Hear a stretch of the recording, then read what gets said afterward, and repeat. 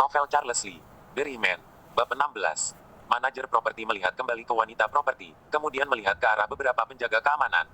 Semua orang memandangi Charles Lee dengan pandangan menyeringai dan akhirnya manajer berkata, "Jual, jual, jual. Aku tidak hanya menjual, aku juga akan memanggilmu, ayah. Hahaha, hahaha. Orang gila yang datang dari mana ini? Jangan menggila di sini." Manajer properti tertawa sampai-sampai air matanya keluar. Semua orang juga memegangi perut mereka.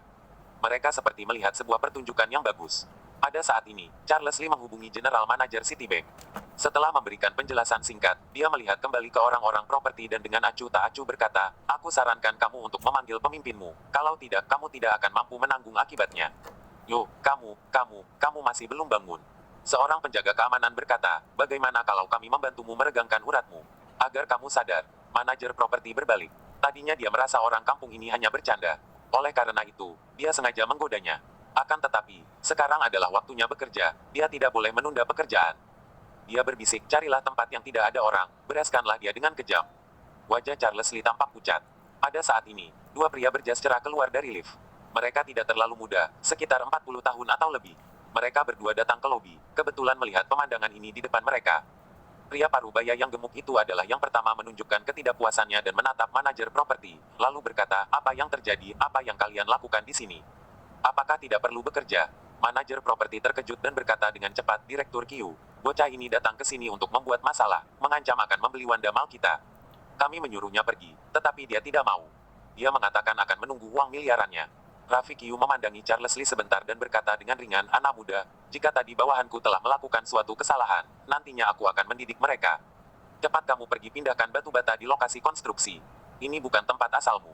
Charles Lee tertawa pelan dan berkata, "Jika bukan karena perkataanmu ini, 10 menit kemudian, semua karyawan di perusahaan properti ini akan dipecat olehku."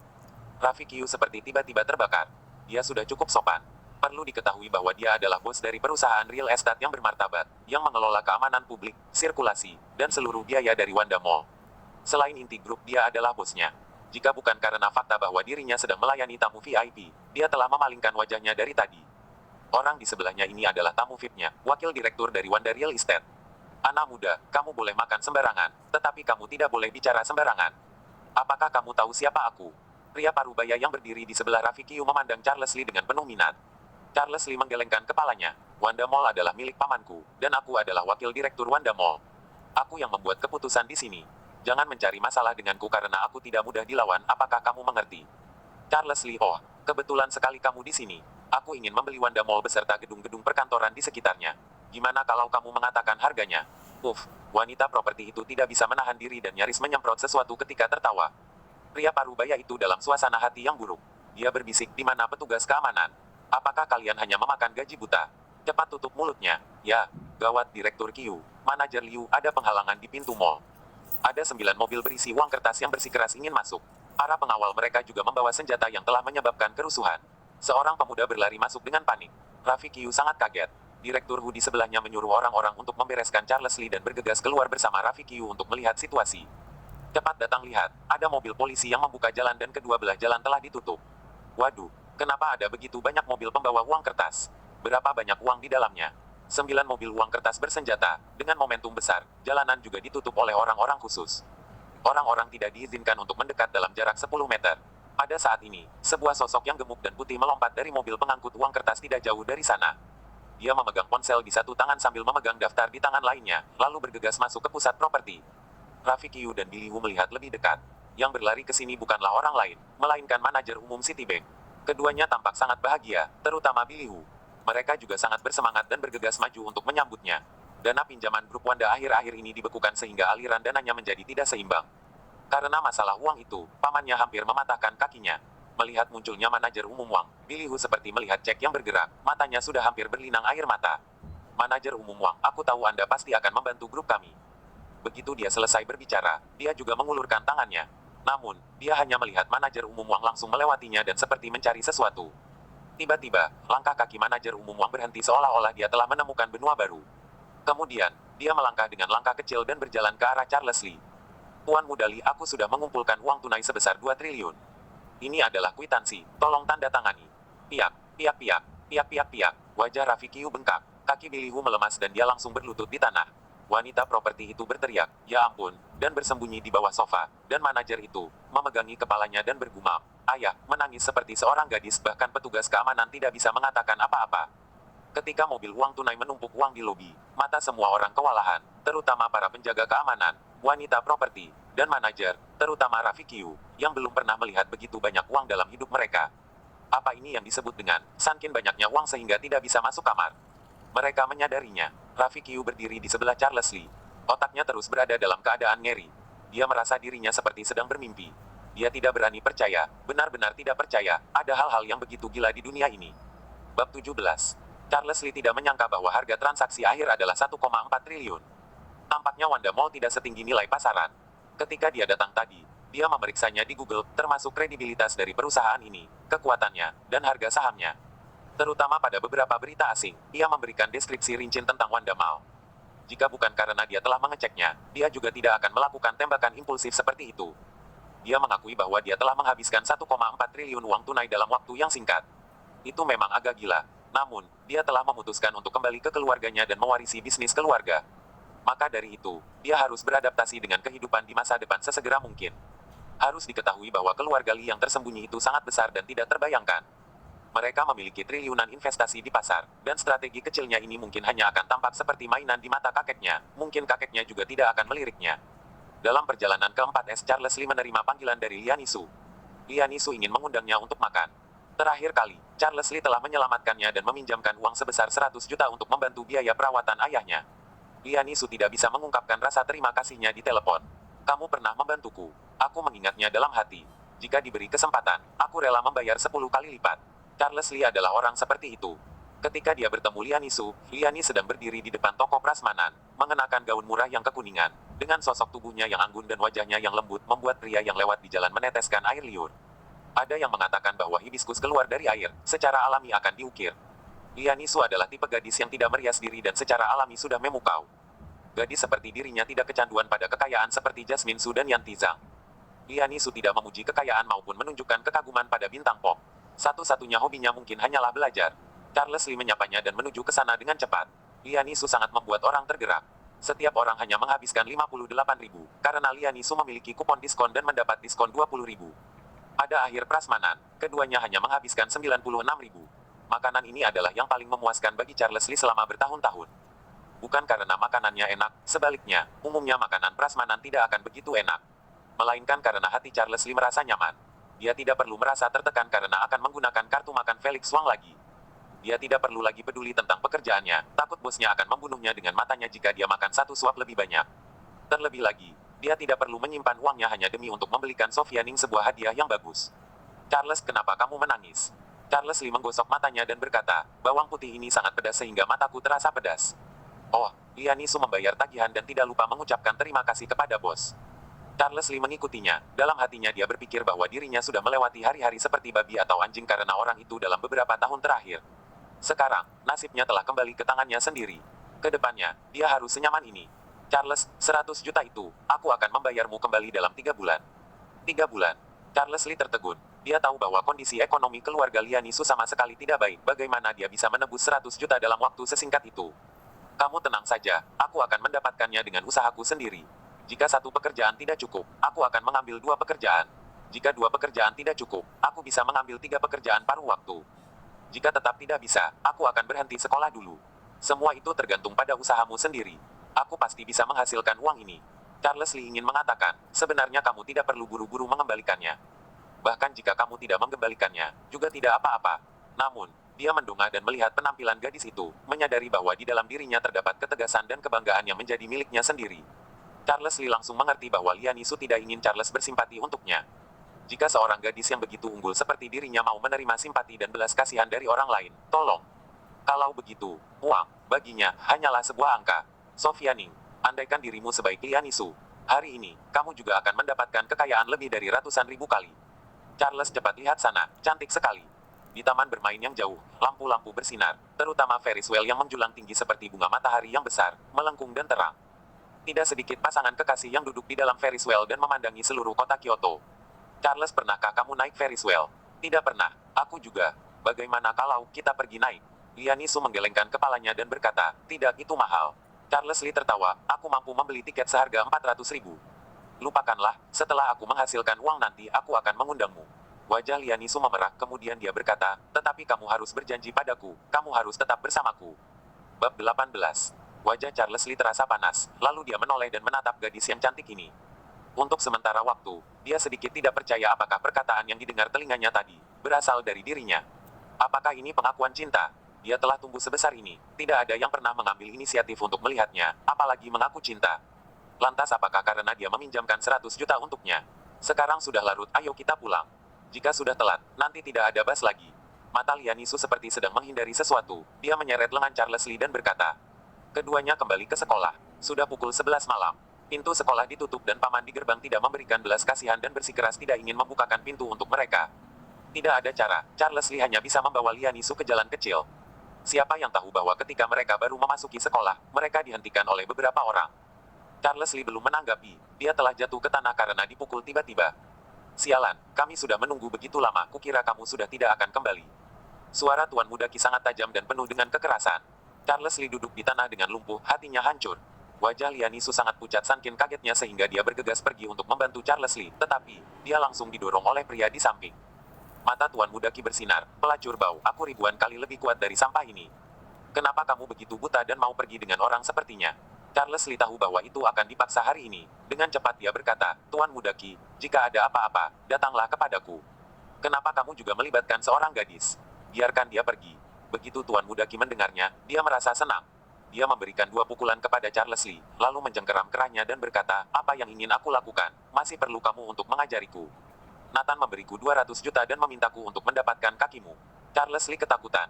Keluarga Tuan Muda Qi adalah serangkaian kriminal. Orang sepertinya pasti akan melakukan apapun yang telah dia katakan. Terutama kemarin malam, Charles Lee masih mempermalukannya sehingga dia pasti akan mengingatnya. Kalau tidak, dia tidak akan tetap menunggu di sini sampai selarut ini. Selama percakapan, 3 orang naik untuk memegang tubuh Charles Lee, sedangkan Tuan Muda Qi memegang pisau yang cerah, menatap Charles Lee dengan marah, mengangkat belati, dan langsung mengarahkan ke paha Charles Lee. Nathan memberimu 200 juta dan aku akan memberimu 400 juta. Asalkan kamu membiarkan kami pergi, bagaimana? Ketika Charles Lee berbicara, lidahnya bergetar. Sialan. Tuan Muda Qi meninju pipi Charles Lee dan berkata dengan marah, kamu ingin mempermainkanku ya? Total konsumsi pada malam itu lebih dari 660 juta, dan kamu juga meminjamkan 100 juta untuk gadis ini. Jangan kira aku tidak tahu total kompensasi pembongkaranmu hanya 1 miliar. Beberapa hari ini kamu juga banyak mengeluarkan biaya. Berapa banyak yang akan tersisa? Tuan Muda Qi, jangan percaya pada anak ini. Sampah ini mengeluarkan banyak uang di asrama hari ini dan masih keluar. Dia sekarang masih memiliki 200 juta di sakunya saja sudah bagus. Charles Lee dengan cepat berkata, betul, aku masih memiliki 200 juta sekarang. Aku akan mentransfermu 200 juta terlebih dahulu, dan membayar sisanya besok. Oke, transferlah sekarang. Charles Lee mengambil ponselnya dan segera mentransfer 200 juta ke Tuan Muda Qi. Melihat rekeningnya, Tuan Muda Qi seperti berbunga-bunga. Namun, detik berikutnya, matanya langsung muncul niat untuk membunuh. Dia menarik leher Charles Lee dan berkata, sampah, kamu tidak punya uang lagi kan sekarang? Kamu masih ingin berpura-pura? Sekarang sudah giliran aku mentraktirmu minum Remy Martin ya. Lian Yisu tiba-tiba melepaskan diri dari belenggu di belakangnya. Dia bergegas ke depan Tuan Muda Qi dan menggigit lengannya. Tuan Muda Qi kesakitan dan segera melepaskan Charles Lee. Lian Yisu melihat Charles Lee dan berkata, cepat lari. Sebelum Charles Lee berdiri, dia telah dihempaskan ke tanah oleh orang-orang di sekitarnya. Tuan Muda Qi bereaksi, mencengkeram rambut panjang Lian Yisu dan memberikannya beberapa tamparan dengan keras, membuat Charles Lee dengan histeris berteriak, sialan, cepat lepaskan dia, datanglah padaku. Beberapa pemukul di samping juga diprovokasi. Mereka meninju Charles Lee sampai hampir mati, sebelum mereka melepaskannya. Sedangkan Tuan Muda Qi menyeret Lian Yisu ke sudut, dan berkata dengan cara yang aneh, gadis bau, apakah kamu begitu peduli dengan sampah itu? Oke, sekarang aku akan memberimu kesempatan. Selama kamu melepaskan pakaianmu di depan kita semua, lalu panggil aku dengan sebutan ayah 2 kali, aku akan membiarkannya pergi. Bagaimana? Lian Yisu mengangkat wajahnya dengan keras kepala, tidak ada rasa takut di matanya yang cerah. Tuan Muda Qi berkata dengan dingin, potonglah jari telunjuknya terlebih dahulu. Seorang pria dengan keras merebahkan 5 jari Charles Lee, dan sebuah belati terletak tepat di antara jari tengah dan telunjuknya. Pria itu tersenyum dingin, memandang Tuan Muda Qi dan menunggu perintahnya. Potonglah. Pisau itu dimiringkan. Charles Lee menahan rasa sakit, memejamkan matanya, dan memikirkan, semua sudah berakhir, dalam hatinya. Biarkan dia pergi, aku akan melepaskan pakaian. Tiba-tiba terdengar suara keras. Bab 19.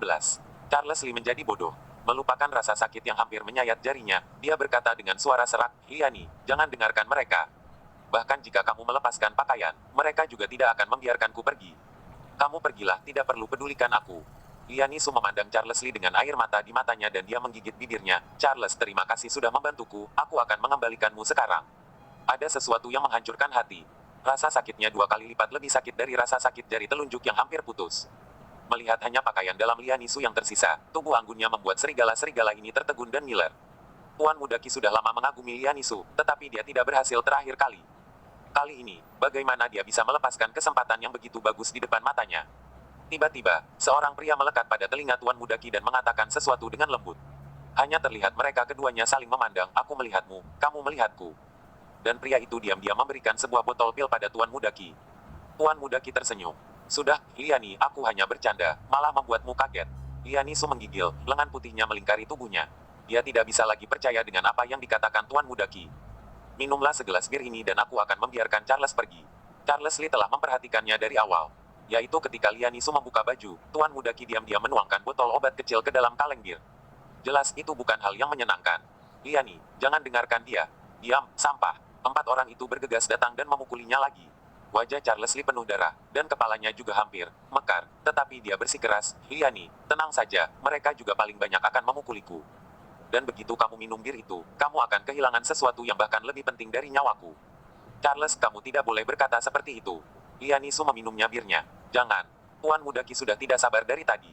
Dia meraih belati dan menikam Charles Lee di bahu. Untuk seketika, darah langsung menodai pakaian Charles Lee. Tuan Muda Qi berkata dengan sengit, sialan, apakah kamu benar-benar mengira aku tidak berani membunuhmu? Pergi matilah. Charles Lee berjuang, mencengkeram lengan Tuan Muda Qi dan berkata, jika kamu melepaskan Liani, aku akan memberikan semua uangku padamu, aku bisa memberimu 20 miliar, 200 miliar. Tuan Muda Qi membuka mulutnya dan berkata tiba-tiba, sampah, jika kamu punya 20 miliar 200 miliar, kenapa kamu masih berbicara denganku di sini? Haha, jika kamu punya uang sebanyak itu, orang yang harus mati itu aku. Charles Lee punya ide. Bodoh, dia benar-benar bodoh. Siapa dirinya? Penerus pertama keluarga Lee. Sekarang, dia telah kembali ke keluarga. Lantas apakah sudah lupa bahwa kekuatan keluarganya tersebar di seluruh dunia? Hanya satu panggilan. Panggilan. Mereka semua harus mati. Kompensasi tanah rumahku sebenarnya 20 miliar. Jika kamu tidak percaya, aku bisa menghubungi ayahku sekarang dan menyuruhnya mentransfernya kepadamu, selama kamu membiarkan kami pergi. Tanah rumah. Tuan Muda Qi ragu-ragu. Benarkah? Beri aku setengah jam. Jika kamu tidak bisa mendapatkan uangnya, maka kamu boleh melakukannya. Kamu tidak akan memanggil polisi kan? Charles Lee berkata.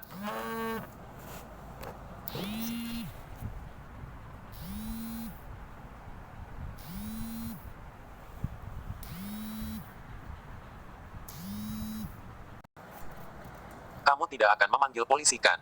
Charles Lee berkata dengan lemah, kamu yang membuka suara. 20 miliar. Itu 20 miliar. Tuan Muda Qi sangat bersemangat. Beberapa orang yang hadir juga tersentuh.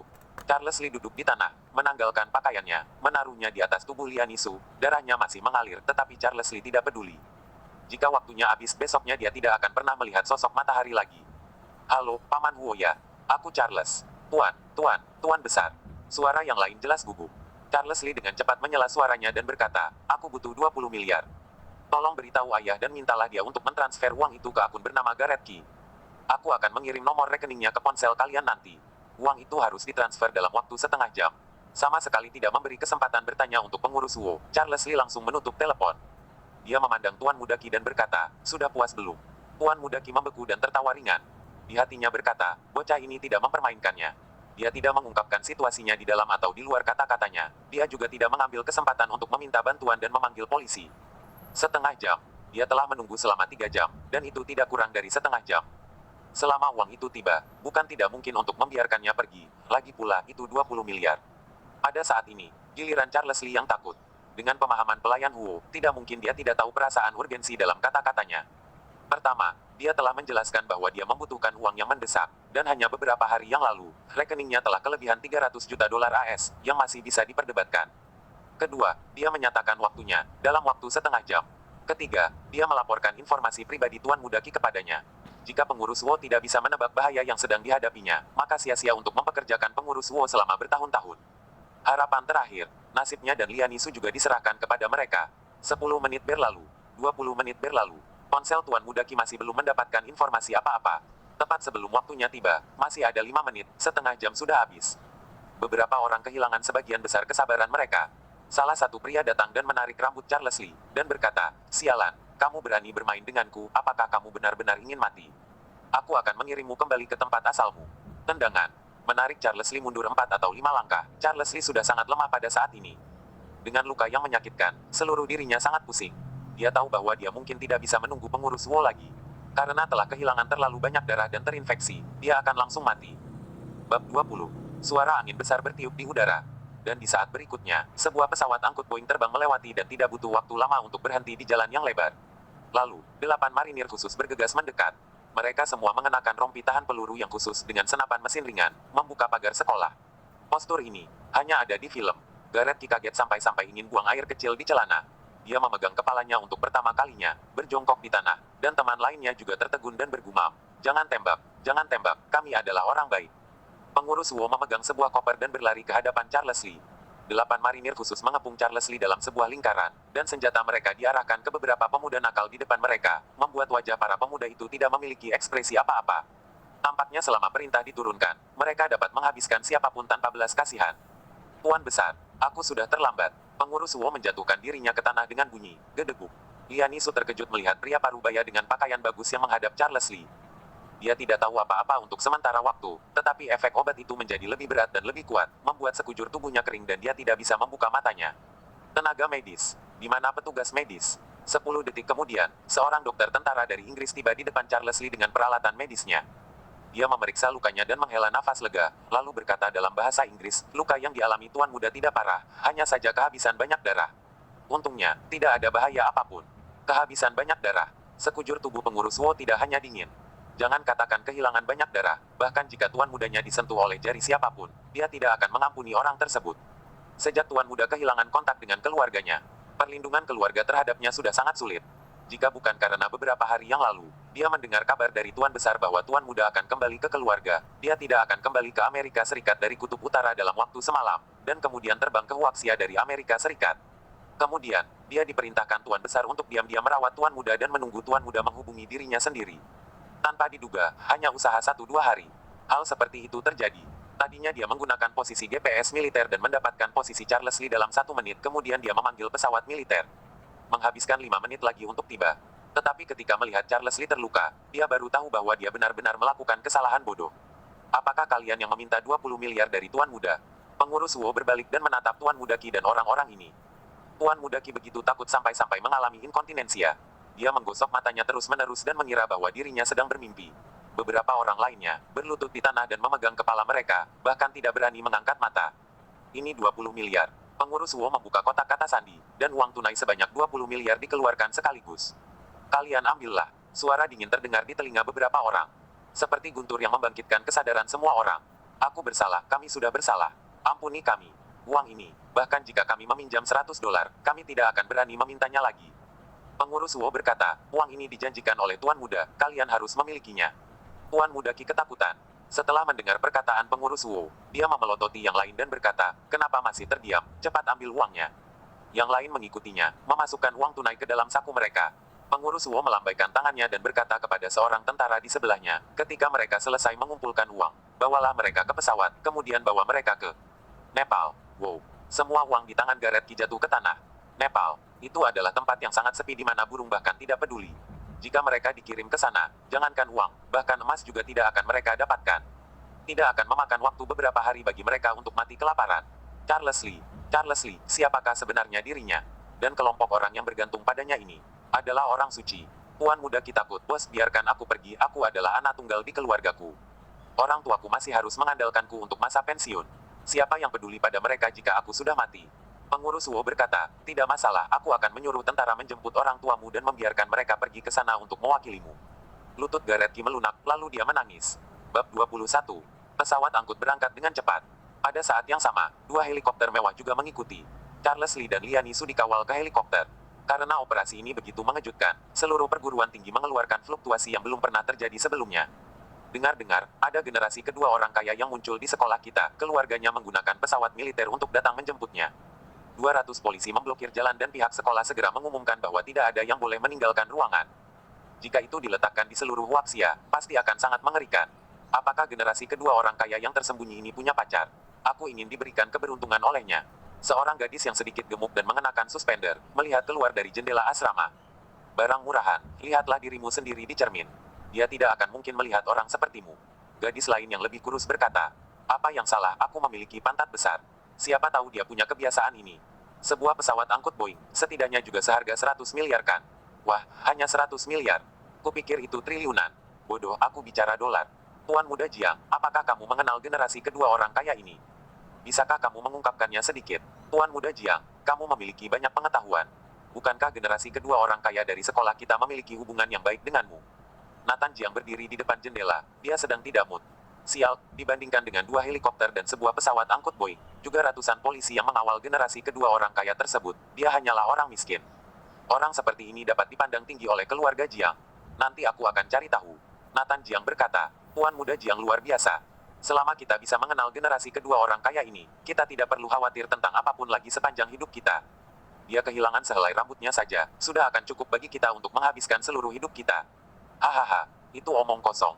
Alvin Jin mendesak, menurutku, lingkaran generasi kedua orang kaya yang tak terlihat ini hanya memiliki beberapa ratus juta. Dalam lingkaran kita, hanya Tuan Muda Jiang yang memiliki kualifikasi ini. Hati Nathan Jiang tergerak. Karena generasi kedua orang kaya yang tersembunyi ini berasal dari sekolah, maka dia pasti sudah pernah bertemu dengannya. Dan jika mereka dapat mendaki hubungan ini, maka keluarga Jiang pasti akan bisa naik ke tingkat yang lebih tinggi. Oh ya, apakah Charles Lee si idiot itu sudah dibereskan? Memikirkan hal ini, Nathan Jiang dengan cepat memutar nomor telepon Tuan Muda Qi. Tetapi anehnya, ponselnya selalu tidak aktif dan tidak bisa dihubungi. Dia pun bertanya-tanya, Tuan Muda Qi pasti pergi ke bar lagi dan lagi. Bagaimanapun, Gareth Qi mengambil uangnya dan menyelesaikan tugasnya, pasti juga sudah selesai. Charles Lee si sampah ini berani menantang dirinya. Mulai besok Charles Lee pasti tidak akan berani muncul di depan dirinya lagi. Sampah adalah sampah, jangan pernah berpikir untuk bisa melebihi dirinya. Ketika helikopter terbang sampai tengah jalan, Charles Lee terbangun dari pingsan. Orang-orang di sekitarnya adalah orang-orang kepercayaan keluarga. Ketika dia bangun, mereka semua menatapnya, dengan tatapan polos dan menyedihkan. Charles Lee melambaikan tangannya dan berkata, aku tidak akan memberitahu kakek tentang hal ini. PLUP, PLUP, PLUP. Beberapa orang berlutut di depan Charles Lee satu demi satu dan bersujud padanya. Tuan muda yang baik hati, semoga Anda selalu diberkati. Tuan muda yang besar dengan rahmat yang luar biasa, tidak akan terlupakan. Charles Lee tersenyum getir, seperti teringat sesuatu. Dia berbisik bagaimana dengan Liani. Pelayan Wu merespons dengan sangat cepat dan berkata, tubuh Nona Su agak tidak baik, tetapi kami telah mengaturnya untuk beristirahat di Hotel Hilton. Saat ini, kita sedang menuju ke pangkalan pusat Amerika di mana keluarga berada. Tuan besar dan para orang tua sedang menunggumu. Tidak perlu. Charles Lee berkata, aku tidak ingin meninggalkan Kyoto untuk saat ini, turunkan aku. Semua orang saling memandang dan hanya bisa patuh. Dia ingat bahwa Liani Su telah diberikan obat. Meskipun pengurus Wu bekerja sangat cepat dan tidak akan membuat kesalahan, tetapi dia masih khawatir akan terjadi sesuatu pada Liani Su jika dia ditinggal sendirian di hotel. Segera bergegas ke Hotel Hilton. Menggunakan kunci cadangan untuk membuka kunci kode ruangan, Charles Lee membuka pintu dan masuk. Dia menyalakan lampu kamar dan masuk ke kamar tidur.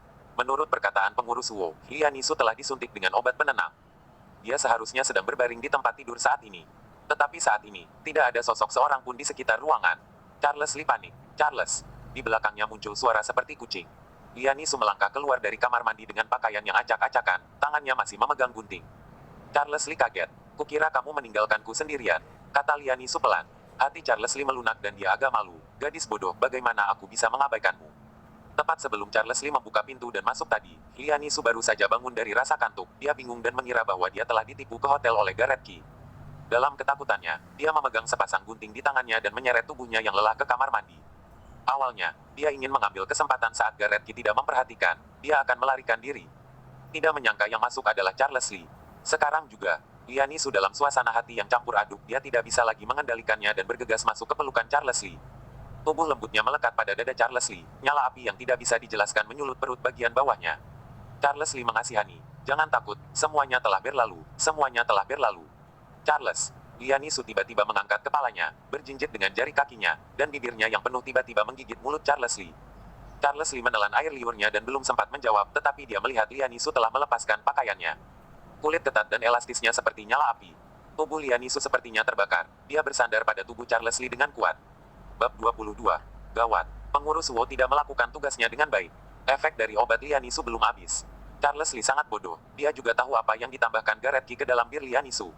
Obat bodoh. Jangan pikirkan itu pasti niatnya. Charles Lee adalah seorang pria yang sangat normal. Dia telah bersama dengan Sofia Ning untuk waktu yang begitu lama dan tidak pernah mengalami kontak fisik apapun dengannya. Bahkan jika dia kadang-kadang memikirkannya, semua itu juga hanya ada di otaknya. Sofia Ning tidak akan pernah memberinya kesempatan. Sekarang, dikelilingi oleh ular, Lianisu dijerat. Charles Lee tidak terkendali untuk sesaat dan langsung menekan Lianisu ke tempat tidur. Tidak peduli tubuhnya atau penampilannya, Lianisu adalah kelas 1.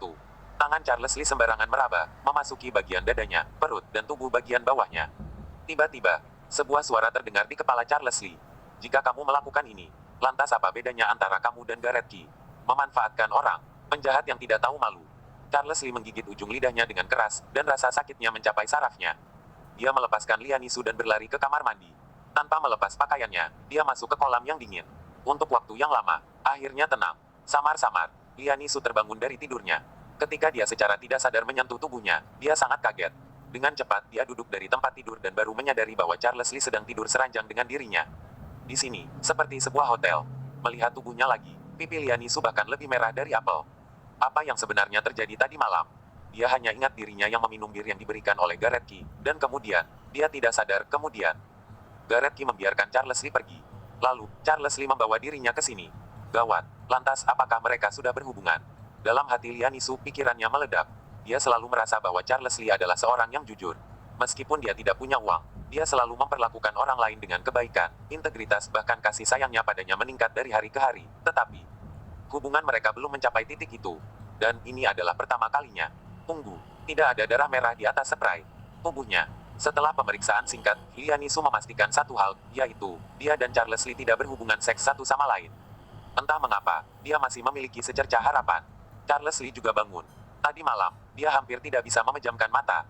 Dia baru berani mendekati tempat tidur untuk beristirahat pada saat hampir fajar, karena dia takut dia tidak bisa mengendalikan dirinya sendiri. Jika dia macam-macam, dia benar-benar akan sangat merasa bersalah kepada Lianisu. Turun dari tempat tidur. Melihat Lianisu masih duduk dengan linglung, dia mendekat dan mendapati wajah Lianisu penuh dengan air mata. Liani, ada apa denganmu? Oh ya, tadi malam. Bukan seperti yang kamu pikirkan, aku bersumpah, aku tidak memanfaatkanmu. Melakukan hal semacam itu, jika aku membohongimu, aku akan mati. Liani, aku minta maaf tadi malam. Aku hampir tidak bisa mengendalikan diriku, tetapi pada akhirnya benar-benar tidak terjadi apa-apa. Kamu boleh memukulku atau memarahiku, boleh saja. Jangan menangis lagi ya, Liani, aku minta maaf padamu. Begitu Charles Lee teringat dengan tindakannya tadi malam, dia menyesalinya. Lianisu pasti membenci dirinya sendiri karena ini. Charles, Lianisu berkata dengan bodoh, apakah kamu merasa jijik denganku? Jijik? Mengapa harus jijik? Charles Lee terdiam. Liani, aku tidak mengerti apa yang kamu bicarakan. Apakah kamu merasa aku menerima ajakan Nathan Jiang hari itu dan menjual diriku sendiri karena uang? Apakah kamu merasa karena uang, aku mengiyakan untuk menjadi pacar Gareth? Lianisu, Jadi, kamu merasa jijik karena aku murahan, jijik karena aku dan Gareth. Charles Lee tidak ingin menjelaskan lagi. Dia langsung memeluk bahu Lianisu dan mencium bibirnya dengan canggung. Untuk waktu yang lama, dia baru melepaskannya dengan enggan. Charles Lee menelan air liur dan berkata, di masa paling sulitku, hanya kamu yang mengulurkan tangan untukku. Liani, dengarkan baik-baik. Selama sisa hidupku, aku akan menjagamu dengan segenap kekuatanku. Aku akan memberikan sesuatu yang dimiliki orang lain. Aku juga akan memberikanmu sesuatu yang tidak dimiliki orang lain. Aku bersumpah. Bab 23. Lianisu melihat Charles Lee yang begitu seriusnya berjanji pada dirinya. Tiba-tiba dia menangis dan tersenyum. Tetapi hatinya masih sedikit tidak nyaman. Dia sendiri juga tidak jelek, postur tubuhnya juga tidak buruk, tetapi bagaimana si idiot ini bisa bertahan? Charles Lee yang melihat Lianisu tertawa pun merasa lega. Selama dia tertawa, sebagian besar nafasnya hilang. Apakah yang baru saja kamu katakan itu adalah kebenaran, atau kamu hanya membujukku? Lianisu menggigit giginya dengan ringan, bulu matanya sedikit gemetar, mulutnya sedikit cemberut, dan dia berpura-pura marah. Charles Lee menggelengkan kepalanya berulang kali, menutupi hatinya dan berkata, sama sekali tidak ada kebohongan, aku benar-benar akan melakukan yang terbaik untuk menjagamu. Hati Lianisu melonjak, dia bisa melihat bahwa Charles Lee sangat serius. Wajahnya sedikit memerah dan dia menjadi malu. Charles, aku mungkin tidak sebaik itu. Lianisu tahu kondisi keluarganya saat ini, dia tidak sebanding dengan Charles Lee. Lagi pula, dia sekarang teringat dengan samar bahwa sebelum dia kehilangan kesadaran, ada seorang paman setengah baya yang berlutut di kaki Charles Lee. Memanggilnya Tuan Muda. Dua kata inilah yang mengisolasi Charles Lee sampai ke sudut hati Lianisu. Karena alasan kondisi ekonominya sendiri, dia merasa bahwa orang kaya tampaknya mudah berubah pikiran. Charles Lee melihat sikap defensif Lianisu. Dia bukan saja tidak marah, tetapi dia juga sangat bahagia. Inilah alasan mengapa Charles Lee bisa mengatakan hal-hal seperti ini. Karena dia tahu dengan jelas bahwa Lianisu berbeda dari gadis-gadis lain. Aku tidak peduli apakah kamu cukup baik atau tidak, asalkan itu kamu. Kamu boleh melihatnya, aku akan membuatmu tahu bahwa setiap kata yang kukatakan hari ini akan kupenuhi. Aku tidak akan pernah mengingkar janji. Kata-kata tergesa-gesa dari Charles Lee membuat Lian Nisu sangat terharu, matanya kembali memerah lagi. Apakah kamu benar-benar akan menjagaku? Charles Lee mengangguk dengan tegas dan berkata, tidak akan pernah mengingkar janji. Lian Nisu langsung masuk ke pelukan Charles Lee dan memeluknya dengan erat. Pada titik ini, hanya ada satu pemikiran dalam hatinya, yaitu Charles Lee tidak peduli apa identitas dirinya, miskin atau kaya, yaitu hanya dia. Charles Lee tentu saja mengerti apa maksud dari tindakan ini. Dia memeluk Lian Nisu erat-erat dengan kedua tangannya, tidak ingin melepaskannya untuk sejenak. Setelah beberapa saat, keduanya baru berpisah dengan enggan, tampak kemerahan di wajah mereka. Hati Charles Lee sangat berdenyut, perasaan ini belum pernah dirasakannya sebelumnya. Dia mengerti bahwa, mungkin mulai sekarang, dia baru termasuk benar-benar berpacaran. Dulunya, dia benar-benar terlihat seperti seekor anjing. Lian Nisu memperhatikan perubahan ekspresi Charles Lee, tiba-tiba dia memiringkan kepalanya dan berkata dengan sungguh-sungguh, Charles, aku akan tetap bersamamu dengan sepenuh hati. Apapun yang terjadi, aku tidak akan meninggalkanmu. Charles, kamu hanyalah milikku seorang. Lian Nisu mengatakan ini di dalam hatinya. Charles Lee sangat terpengaruh oleh kalimat ini dan langsung mengangguk pada Lian Nisu. Lian Nisu tersenyum ringan dan tiba-tiba teringat sesuatu. Kemudian dia berkata dengan sedikit tidak yakin, Charles, sebelum aku kehilangan kesadaran kemarin, sepertinya aku melihat seorang paman yang memanggilmu Tuan Muda. Kata-kata ini sudah lama berada di hatinya. Awalnya dia tidak berniat untuk bertanya, tetapi dia tidak bisa menahan diri dan akhirnya memutuskan untuk bertanya. Bukan untuk mencurigai Charles Lee, tetapi dia takut. Dia takut Charles Lee adalah tipe orang yang super kaya dan perasaannya padanya hanyalah sebuah kesenangan biasa. Charles Lee tahu bahwa hal ini tidak akan bisa dihindari. Dia sendiri juga tidak ingin membohongi Lian Nisu. Hanya saja, identitas dirinya benar-benar tidak boleh diumumkan. Jika tidak, sesuatu akan terjadi. Dia adalah seorang paman. Dia juga mendapatkan uang pembongkaran rumah seperti keluargaku. Saat itu, aku tidak tahu harus berbuat apa. Aku hanya bisa menghubunginya untuk meminjam uang. Kredibilitas pernyataan ini sangat tinggi, ditambah dengan Lian Nisu tidak memiliki banyak kecurigaan, dia langsung percaya. Lian Nisu juga memberitahu Charles Lee untuk ingat mengembalikan uang itu nantinya, karena mereka telah menyelamatkan hidup mereka berdua. Karena Lian Nisu kehilangan kesadaran, jadi dia tidak tahu bahwa orang-orang Gareth telah dibuang ke Nepal. Charles, tenang saja, aku juga akan membantumu mencari uang. Mari kita simpan uang bersama dan mengembalikannya ke paman nanti. Charles Lee tidak menyangka Lian Nisu begitu serius, dia segera tersenyum. Dia bisa memberikan uang kepada pelayan Huo, tetapi akankah dia berani mengambilnya? Tidak perlu, aku punya uang kok. Charles Lee tidak ingin Lian Nisu menganggap serius hal ini, kalau begitu dia pasti akan sangat kelelahan. Kamu punya uang, kamu juga bisa menghabiskannya. Kamu harus tahu menabung, oke? Hati Charles Lee menghangat, lalu berkata dengan lembut, Liani, karena aku berjanji akan menjagamu, maka aku akan memikulnya. Aku seorang pria, jika aku bahkan tidak dapat menghasilkan uang, maka pria seperti apa aku ini? Lian Nisu mendengar Charles Lee memanggil nama panggilannya, dia langsung merasakan kegembiraan di hatinya, wajahnya juga menjadi lebih merah. Ketika dia melihat Charles Lee bersikeras, dia hanya bisa mengangguk. Namun, dia tetap memutuskan untuk pergi mencari uang di luar. Bukan untuk hal lain, membelikan pakaian untuk Charles Lee juga bagus. Pakaian yang dipakai Charles Lee sekarang benar-benar biasa, bahkan agak ketinggalan zaman. Dia tahu Charles Lee punya uang untuk membeli, tetapi itu adalah uangnya, dia tidak akan pergi meminta. Dia ingin menggunakan uangnya sendiri untuk membeli baju baru untuk Charles Lee. Lagi pula, dia juga berutang uang padanya. Dia akan selalu mengingat hal ini di dalam hatinya. Bahkan jika mereka berdua berada dalam hubungan khusus sekarang, dia juga tidak pernah berpikir untuk tidak mengembalikannya. Charles Lee tidak tahu apa yang dipikirkan oleh Lian Nisu. Tetapi melihatnya sudah mengiyakan, dia merasa lega. Pada saat ini, Lian Nisu tiba-tiba menatap Charles Lee dengan tatapan yang tidak bisa dijelaskan. Kedua matanya terus-menerus mengamati wajah Charles Lee. Katakan, apakah kamu benar-benar tidak melakukan apa-apa padaku tadi malam? Begitu mendengar pertanyaan ini, Charles Lee langsung menjadi khawatir. Mengapa wanita sangat mudah berubah dan mengapa mereka mengubah wajah mereka dengan begitu cepat? Charles Lee dengan cepat menggelengkan kepalanya dan berkata dengan marah, sama sekali tidak ada. Bahkan jika aku diberikan 100 nyali, aku juga tidak berani. Bukan karakterku untuk mengambil risiko. Melihat Charles Lee berubah menjadi sangat serius, Lian Nisu tertawa pelan. Dia suka melihat Charles Lee yang panik, dia merasa sangat lega seperti ini. Tubuh Lian Nisu tiba-tiba bergerak maju, dan jarak antara keduanya langsung menjadi jarak berbahaya. Charles, pada kenyataannya, jika kamu melakukan sesuatu padaku tadi malam, aku juga tidak akan menyalahkanmu. Lian Nisu mengangkat kepalanya, ujung hidungnya hampir menyentuh ujung hidung Charles Lee. Mendengar ini, Charles Lee gemetar, jantungnya berdetak kencang. Tetapi entah mengapa, ada semacam perasaan yang mengatakan bahwa dirinya bodoh di hatinya. Pada titik ini, Charles Lee terus menelan air liur, dia hanya merasa mulutnya kering. Penampilan Lian Nisu saat ini benar-benar menggoda, ditambah dengan ekspresinya yang sengaja menggoda Charles Lee, itu bahkan sedikit lebih bergaya. Sekarang adalah pagi hari, periode di mana fenomena fisiologis sering terjadi. Selain itu, pakaian mereka berdua sangat acak-acakan, dan mereka saling memandang. Keinginan Charles Lee membuat dirinya terlihat memerah, lalu dia dengan cepat berbalik. Lian Nisu melihat sekilas pada benda yang muncul tiba-tiba, pipinya seperti akan berdarah. Penjahat, masih bagus jika tidak mengatakan ini. Begitu dia mengatakannya, Charles Lee hampir meledak. Lian Nisu tersenyum bangga, hatinya sangat bahagia. Charles, pagi kamu ada kelas kan, kamu akan terlambat jika tidak jalan sekarang. Setelah mendengar ini, sebagian besar api di hati Charles Lee telah membanjir. Dia berbalik dan mendapati bahwa Lian Nisu telah mengemas pakaiannya dan berdiri di pintu. Charles Lee berdiri dengan sedikit enggan dan perlahan-lahan berjalan ke Lian Nisu. Sebenarnya, aku sudah menyentuh semua tempat yang seharusnya disentuh tadi malam, hanya saja tidak masuk. Charles Lee bergumam, dan ketika Lian Nisu bereaksi, sudah tidak ada lagi sosok dirinya. Bajingan. Bab 24. Setelah mendengar ini, wajah Lian Nisu memerah. Bum bum bum. Siapa? Charles Lee sedikit kesal, mengetuk pintu pada saat ini, menghancurkan momen-momen baik.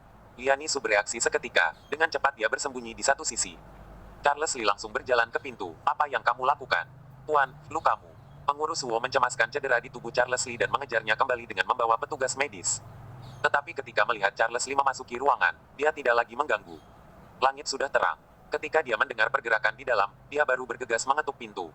Yah, tidak apa-apa. Ini, telepon dari Tuan Besar. Kata pengurus Wu, menyerahkan sebuah ponsel hitam tanpa merek. Ini adalah peralatan khusus anti pelacakan dan menguping yang dirancang oleh keluarga Lee. Cucuku, kenapa kamu kembali lagi? Kakek sudah sangat merindukanmu. Kamu sudah begitu lama tidak pulang untuk melihat kakek. Kakek sudah akan terus berkata dan berkata, kakek hampir tersedak. Charles Lee terus berkeringat di sini. Ini karena orang tua itu tidak tahu bahwa dirinya terluka. Jika dia tahu bahwa cucunya terluka, dia pasti akan terbang langsung ke sini. Memikirkan hal ini, dia dengan cepat berkata, kakek, masih ada sedikit urusan yang harus kuurus di sini. Aku akan segera pulang. Oke, kalau begitu aku menunggumu ya, cucuku. Apakah uangmu cukup untuk dibelanjakan? Jika uang sakumu sudah tidak cukup, beritahu kakek. Kakek akan mengirimnya untukmu lagi. Cukup kok, kakek, aku masih ada urusan. Aku akan pulang melihatmu ketika aku selesai. Setelah berbicara, dia menutup telepon.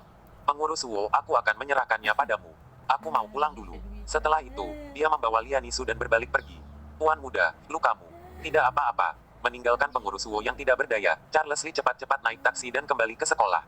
Begitu memasuki gerbang sekolah, dia mendengar ketidakpuasan.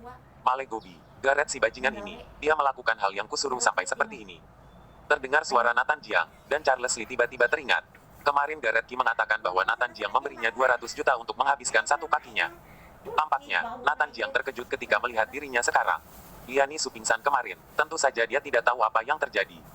Pagi-pagi tadi, dia masih mengira bahwa Gareth Ki telah melepaskan Charles Lee. Dan pengurus Wu yang muncul pagi tadi, Lian Nisu hanya menganggapnya pelayan dari hotel ini. Ayo pergi, jangan hiraukan dia. Nathan Jiang membawa Jesse Jin di sebelahnya, yang mengenakan top tube print macan tutul. Khawatir pria itu akan merespons saat ini, tetapi Charles Lee mendengus dingin. Ayo pergi. Lian Nisu masih ada di sini, dia tidak ingin menakutinya. Bodoh, anggaplah kamu beruntung. Gareth pasti pergi minum lagi tadi malam, jadi dia tidak bertemu denganmu. Kalau tidak, kamu pasti akan menjadi anak jalang hari ini. Dia tertawa. Jesse Jin mengedip pada Charles Lee dengan sedikit menggoda, lalu dia berjalan datang dan berkata dengan lembut. Sampah, ketika aku menginginkanmu dulu, kamu memandang rendah aku. Sekarang kamu menginginkanku, aku tidak bisa menganggap tinggimu. Jesse Jin melihat mata Charles Lee terus menatap sampai ke dadanya, mengira bahwa pria itu menyukainya. Tentu saja, dia sekarang sangat mulia. Iyakah? Setelah Charles Lee selesai berbicara, dia langsung berbalik dan ingin pergi. Tetapi tidak menyangka, dia dihentikan oleh Nathan Jiang. Ingat ya, kamu tidak akan pernah memiliki kehidupan yang baik di sekolah ini. Nathan Jiang berbisik dengan suara yang hanya bisa didengar oleh dua orang. Lalu dia tertawa dan pergi dari sini. Charles Lee tidak berbicara, dan Lian Nisu juga secara alami menahan Charles Lee. Takut dirinya akan melakukan sesuatu yang impulsif, mungkin lebih takut Charles Lee akan dipukuli. Aku benar-benar tidak tahu apa yang benar-benar disukai Liani dari si bodoh itu, sial. Aku harus menghabiskan wanita ini suatu hari nanti. Setelah Nathan Jiang mengatakan ini, dia melirik Lian Nisu. Perhatian Charles Lee tidak ada di sini, tentu saja dia tidak melihatnya. Aku akan mengantarmu kembali. Oke. Setelah mengantarkan Lian Nisu ke lantai bawah asrama gadis itu, Charles Lee baru berbalik. Wah, kamu sudah pulang. Felix Wang sedang duduk bermain game. Ketika Charles Lee pulang, dia buru-buru berkata, Charles, kamu tidak ada di sini tadi malam. Jadi kamu tidak tahu bahwa terjadi sesuatu di asrama kemarin. Aku tidak pernah menyangka akan ada begitu banyak orang. Hahaha, ini benar-benar menakutkan. Felix Wang mengatakan semuanya dari awal hingga akhir, dan masih menambahkan satu kalimat di akhir.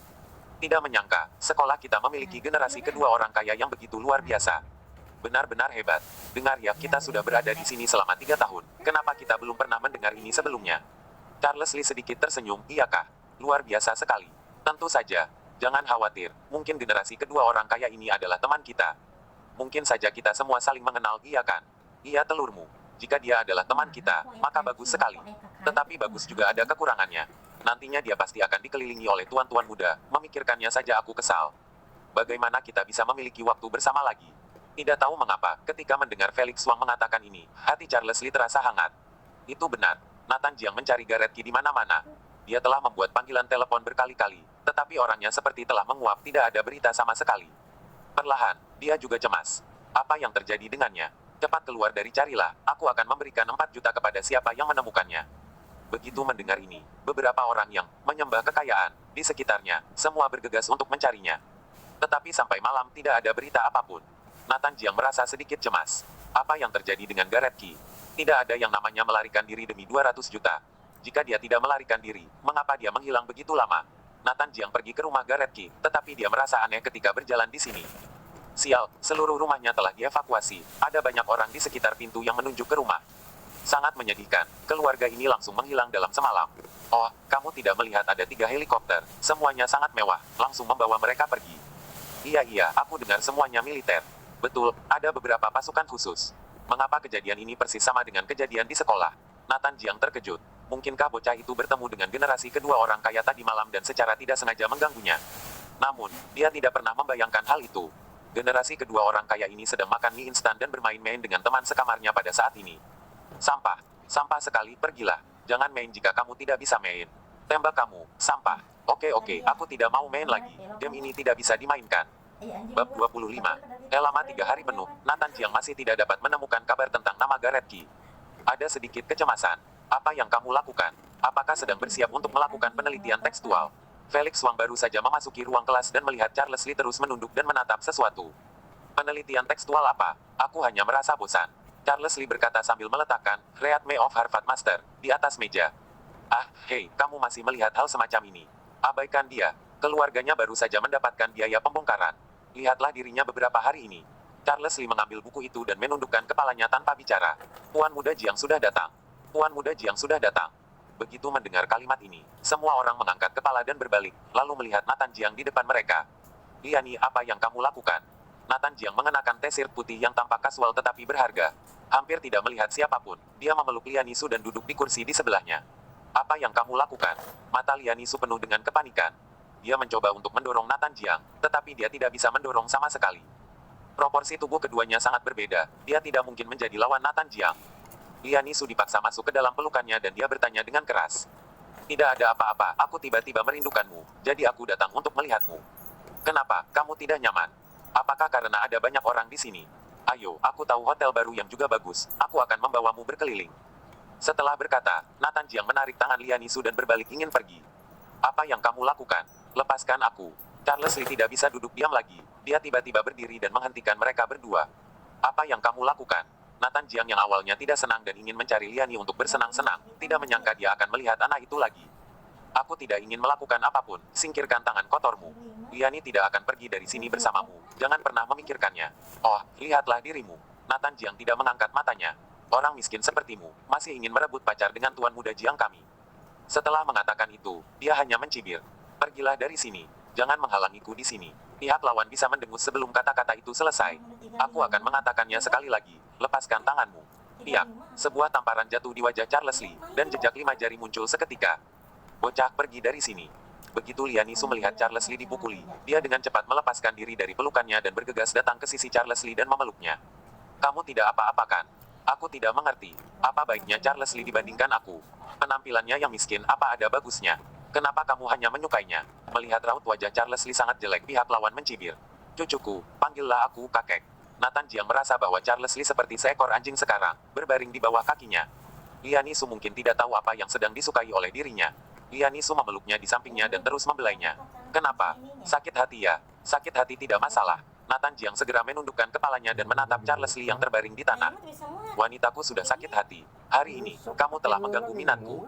Kamu harus berlutut sekarang, bersujud kepadaku dan minta maaf padaku. Kalau tidak, hari ini aku akan mengantarmu melihat Raja Neraka. Sebelum dia selesai berbicara, Lianisu menghentikannya. Nanti juga Nathan, jangan pukul lagi, aku akan pergi denganmu. Tidak boleh. Charles Lee dengan cepat berkata. Apakah boleh tidak boleh itu keputusanmu? Kaki Nathan Jiang menghantam punggungnya dengan marah, membuat Charles Lee memuntahkan semburan darah. Aku akan mengatakannya sekali lagi, jangan lagi muncul di depan mataku. Dia lalu menendang Charles Lee. Pokoknya aku ikut denganmu, aku akan ikut denganmu. Mata Lianisu memerah, menahan air mata. Melihat Charles Lee di depannya, dia berbisik. Jangan memukulnya lagi, cepatlah pulang. Apa yang kamu lakukan? Begitu bising, apakah kamu tidak melihat kelas akan segera dimulai? Kepala kantor akademik berjalan masuk. Dan begitu tiba di pintu, dia melihat kerumunan itu membuat keributan. Tentu saja dia curiga. Guru, mereka berkelahi. Charles Lee benar-benar mencari masalah. Tuan muda Jiang datang untuk mengajak pacarnya pergi makan, tetapi tidak menyangka orang ini menghentikannya dan tidak membiarkan dia membawa pacarnya pergi. Dia bahkan ingin membawa pacar Tuan muda Jiang pergi. Tuan muda Jiang marah dan memberinya pelajaran. Charles Lee membelalakkan kedua matanya dan menatap bocah yang sembarangan berbicara, Sandy Lee. Bocah ini adalah kaki tangan Nathan Jiang dan juga murid di kelasnya. Charles, kamu benar-benar sangat keterlaluan. Masalah terakhir kali belum diselesaikan. Kali ini kamu lagi-lagi datang untuk menggangguku. Lianisu menangis. Begitu dia ingin berbicara, dia dipulangkan oleh kepala kantor akademik ini. Jangan khawatir, ini keputusanku. Tidak ada yang bisa melukaimu. Lalu dia memandang Nathan Jiang di sebelahnya. Nathan, kelas akan segera dimulai. Bagaimana kalau setelah kelas baru dibicarakan lagi? Kepala kantor akademik menunjukkan wajah yang curiga. Masalah ini sama sekali bukan seperti ini. Bukan apa, kalau begitu aku tanya padamu, seberapa besar masalah yang kamu buat denganku? Guru itu mengerutkan keningnya. Dia sudah lama tidak memandang tinggi Charles Lee. Lagi pula, status apa yang ingin didapatkan oleh Tuan Muda Jiang ini di sekolah? Apakah masih tidak jelas? Karena bocah ini mencari masalah dengan Tuan Muda Jiang, apakah dia tidak seperti mencari mati? Memikirkan ini, dia menarik kerah baju Charles Lee dan membawanya ke kantor urusan akademik terlepas dari cedera di tubuh Charles Lee. Sama sekali bukan seperti yang kamu katakan. Dia yang memaksa Lianisu untuk pergi. Lianisu tidak mau sama sekali. Piak, tamparan keras menamparkan wajah Charles Lee. Kulihat kamu benar-benar tidak sabar lagi ya. Kamu menganggap apa tempat ini? Kamu mengira di sini adalah medan perang. Aku beritahu, ini adalah sekolah.